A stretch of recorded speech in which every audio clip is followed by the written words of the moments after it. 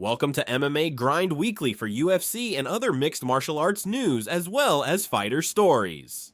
Up first, a main event recap of the UFC's Kansas City main event, ending with a unanimous decision victory for Ian Garrys over Carlos Pratas. Ian Garrys dominated the first 3.5 rounds, employing a quick pace, superior footwork, and mixing in well-timed takedown attempts with right high kicks, nullifying Pratas' game plan. The heavy-handed Brazilian fighter Pratas had moments late in the fight dropping Garrys and had him scrambling for desperation takedowns and in survival mode until the final bell. Despite the late fight scare, Ian Garrys won an impressive and dominant unanimous decision, displaying high-level fight IQ while positioning himself as a future contender with only one loss to Shavkat in the welterweight division. In the post-fight press conference, UFC president Dana White confirmed Ian Garrys as the backup in the welterweight championship showdown in Toronto between champ Belal Muhammad and Jack Della Maddalena at UFC 315 in less than 2 weeks. The backup spot is a reward for Garrys stepping up on short notice to help save 2 UFC cards in his last 2 fights.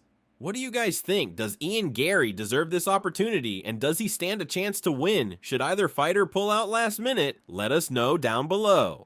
Next, Dustin the Diamond Poirer will face longtime rival Max Blessed Holloway in his retirement fight with the BMF belt on the line in the two fighters' third fight against each other in their legendary careers, headlining UFC 318 in New Orleans. The rivalry spans from 2012 to 2019 and will now end in 2025, with DP winning the first 2 and the second being an all-out war at lightweight. Both fighters are coming off a loss. Dustin Poirer was finished by Darce choke in the 5th round by current champ Islam Makhachev, and Max getting knocked out for the first time by former featherweight champ Ilia Topuria. They are ranked 4th and 5th respectively in the division, this being Dustin Poirier's last fight in the UFC and a guaranteed banger for the ages, with 2 of the best to ever do it, and fitting that the BMF belt is on the table. What do you think of this legendary matchup for the 3rd time? Comment and give your prediction.